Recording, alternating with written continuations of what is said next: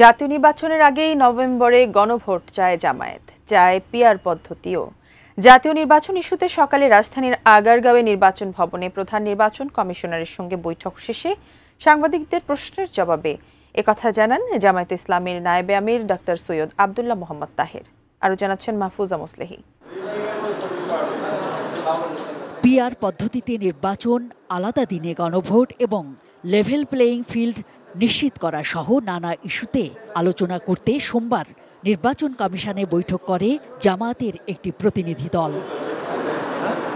প্রায় ৩ ঘন্টার বৈঠক শেষে জামায়াতের নায়েবে আমির ডাক্তার সৈয়দ আব্দুল্লাহ মোহাম্মদ তাহের সাংবাদিকদের বলেন, অ্যান্টিব্যাকটেরিয়াল অ্যাডিটিভ যুক্ত সেরা ওয়াটার ট্যাঙ্ক বিশুদ্ধ পানিতে ব্যাকটেরিয়া জন্মাতে দেয় না। নভেম্বর মাসেই আলাদা করে গণভোটের আয়োজন করতে কমিশনের কাছে যুক্তি তুলে ধরেছে তার দলটি।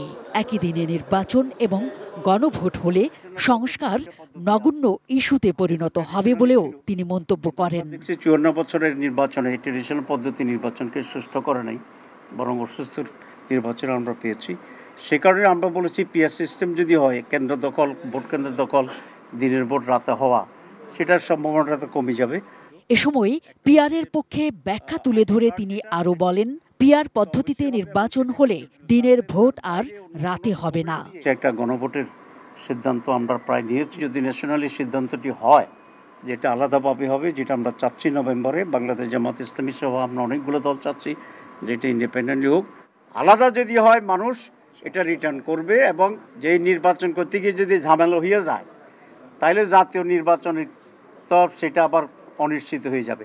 তো এই নির্বাচনে যদি ঝামেলা হয়, তো এটা তো আমরা আগে একটু বুঝলাম, বরং ভালো যে নির্বাচন আপনি ঝামেলাটা সহ যদি জাতীয় নির্বাচনে যান, ওইটাতে যদি ঝামেলা হইয়া যায়, তাহলে দাম সালা দুইটাই চলে যাবে। প্রবাসী ভোটাধিকার নিশ্চিতে ইসির কার্যক্রম নিয়ে সন্তুষ্ট জামায়াতে ইসলামী।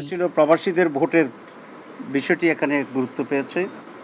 আইডি কার্ড যেটা, সেটি তো অবশ্যই হবে এবং সেটা একটা জটিলতা আছে। আজকে ইলেকশন কমিশন বলছে যে জন্ম সনদ যেটা আছে, সেই জন্ম সনদের মাধ্যমেও তারা ভোটার হতে পারবে। তো এসে একটা সলিউশন আছে, সব মিলিয়ে একটা প্রস্তুতি তারা মোটামুটি নিচ্ছে। আমরা satisfied. Mahfuza Muslehi, ATN news, Dhaka.